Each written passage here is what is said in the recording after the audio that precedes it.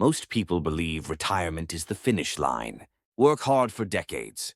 Wake up early. Commute. Pay taxes. Raise kids. Endure stress. And then, finally, one day, life begins. That story sounds fair. It sounds logical.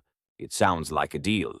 But what if that deal no longer exists? What if retirement is no longer a reward, but a short, fragile window that closes faster than people expect?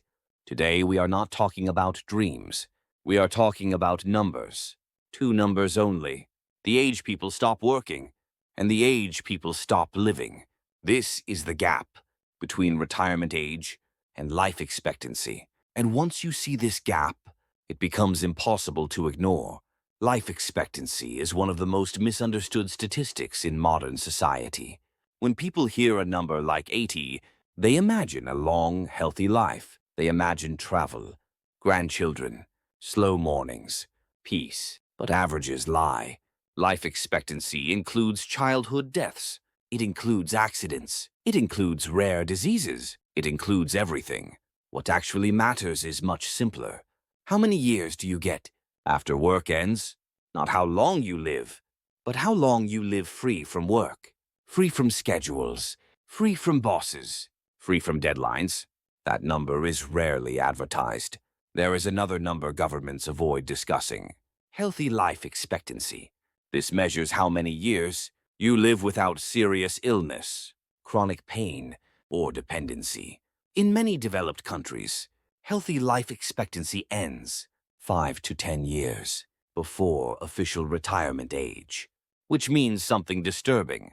Many people retire already exhausted, already sick, already limited. They stop working, but they do not start living. Let's begin with countries where the system still works. Countries where retirement, at least for now, resembles the promise. France is often criticized. High taxes, frequent strikes, slow bureaucracy. But look at the math. Retirement age is around 62. Life expectancy is around 82. That gives nearly 20 full years after work. 20 years without mandatory labor. People complain about the cost, but France made a trade. Less money earlier, more time later, and time once lost never returns. Japan tells a different story. Official retirement age is 65. Life expectancy is around 84. On paper, that is almost 19 years.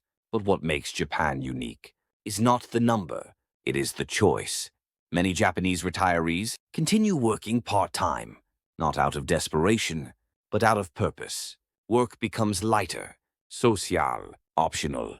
The body slows down, but the mind stays active. Retirement becomes a transition, not a cliff. Now let's shift to the countries most viewers are watching from. The United States. Retirement age is 66 to 67. Life expectancy is around 77. That leaves roughly 10 years. 10 years. And for many Americans, even that is optimistic. Healthcare costs delay retirement. Medical debt drains savings. Stress accelerates aging. Many Americans do not retire. They simply stop working because their body fails. That is not retirement. That is survival mode ending. Canada looks better on paper. Retirement age is 65. Life expectancy is around 82, 17 years.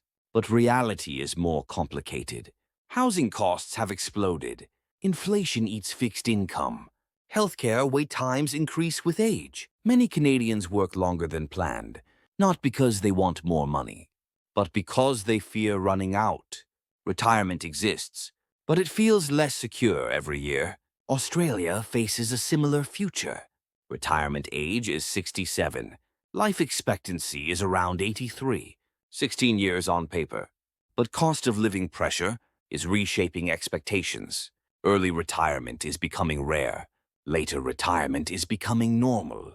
People are healthier longer, but they are also working longer.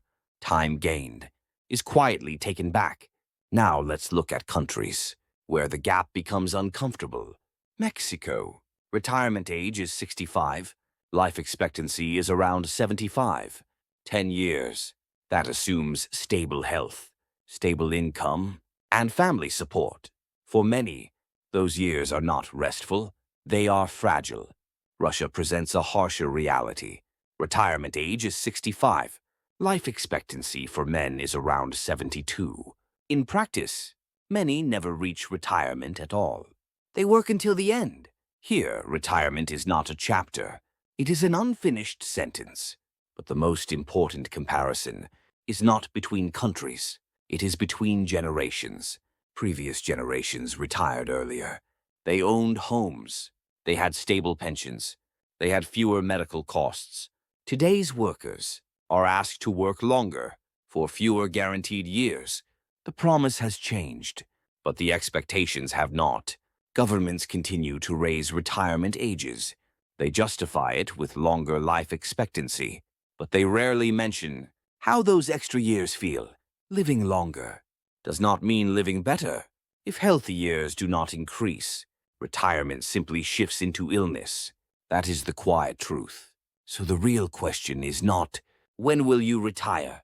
The real question is, how many good years will you get? Years where your body cooperates.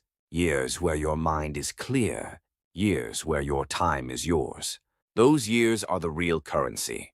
And unlike money, they cannot be saved later. Some countries protect time. Others protect productivity. Some value rest. Others value output. The difference is invisible until it is too late. Once work ends, the clock becomes loud. Retirement is no longer guaranteed. Health is no longer guaranteed. Time was never guaranteed. The gap between retirement age and life expectancy is the most honest measurement of a society's priorities. And once you see that gap, you cannot unsee it.